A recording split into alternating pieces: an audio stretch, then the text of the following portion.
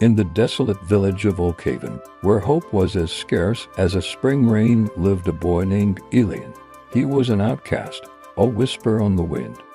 His existence marked only by the shadows he clung to.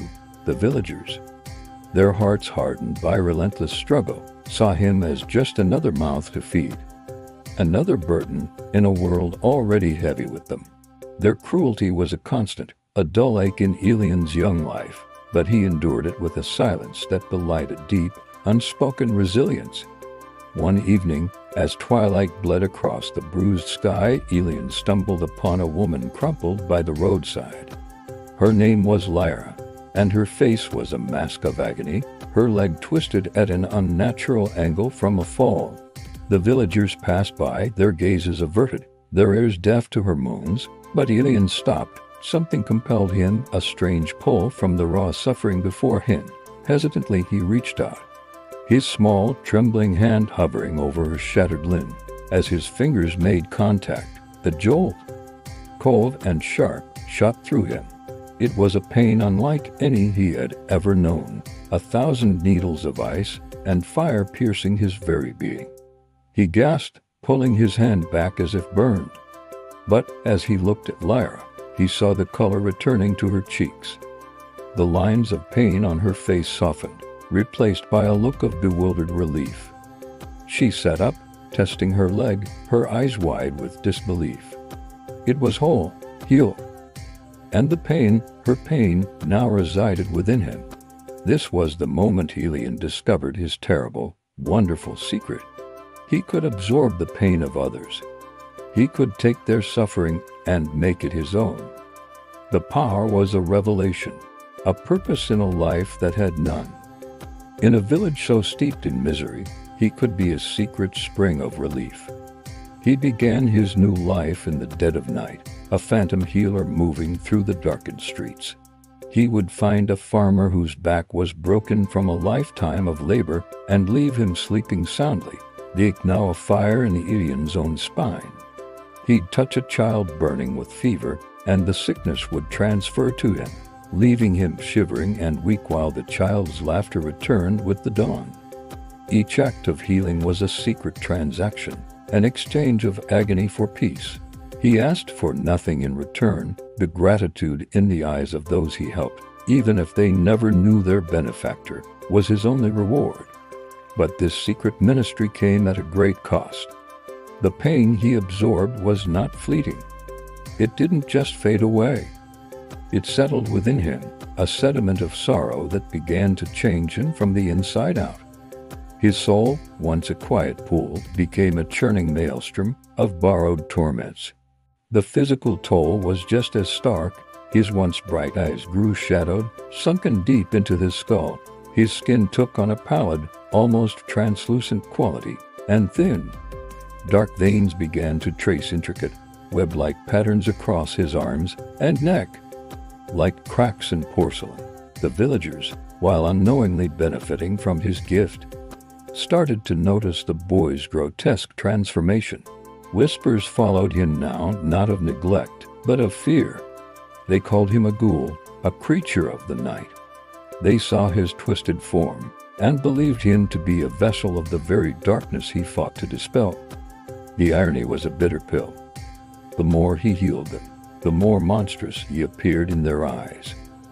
The more suffering he took upon himself, the more they recoiled from him in terror. One night, a plague swept through Oakhaven, a swift and merciless reaping. The air grew thick with the sounds of weeping and the scent of death. The village here was powerless, and despair became the new ruler of the land. Elian, seeing the widespread devastation, knew he had to act on a scale he never had before. He could no longer be a selective, secret healer. He had to absorb it all. He walked to the center of the village, his disfigured body moving with a strange, new grace. The villagers who were still healthy enough to be outside shrank back, their fear palpable. Ignoring their gasps and curses, Elian knelt in the dusty square, closed his eyes, and reached out with his power, not with his hands, but with his entire being. He cast a net of empathy over the whole village, from the grandest house to the humblest hovel. The pain that flooded into him was cataclysmic. It was the agony of 100 souls at once, the fire of fever, the suffocation of diseased lungs, the heartbreak of loss. It was a tsunami of suffering that threatened to obliterate him completely. He screamed a sound that was not entirely human as his body convulsed. The dark veins on his skin pulsed and spread, consuming his flesh.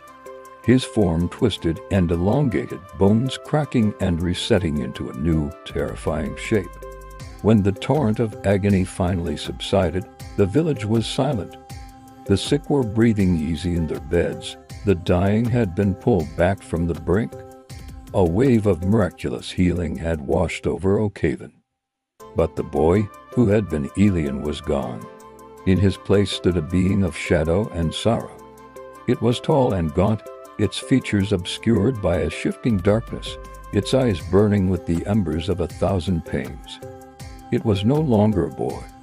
It was a monument to suffering, an entity forged in the crucible of absorbed anguish. His humanity, the very thing that had driven him to heal, had been burned away, leaving only the power. He looked upon the cowering villagers, not with empathy, but with a cold, detached hunger. He had given them his humanity, and they had given him their pain. And he realized that pain was a source of immense power. It was a fuel, and he was starving. The creature that was once Elian turned its glowing eyes beyond the borders of Oakhaven. There was a whole world out there, a world brimming with sickness, injury, and despair. A world full of pain, just waiting to be harvested. He took a step, and the ground beneath his feet withered and died. He was no longer a healer. He was a force of nature, a being of immense power fueled by the very thing he once sought to destroy. His quest for a world without pain had ended, replaced by an insatiable need for it. And so, the god of suffering began its long, dark pilgrimage across the land, leaving silent, painless, empty villages in its wake. Thank you for watching. If you enjoyed this journey into the dark, be sure to like, subscribe, and ring that notification bell for more tales from the shadows. See you next time.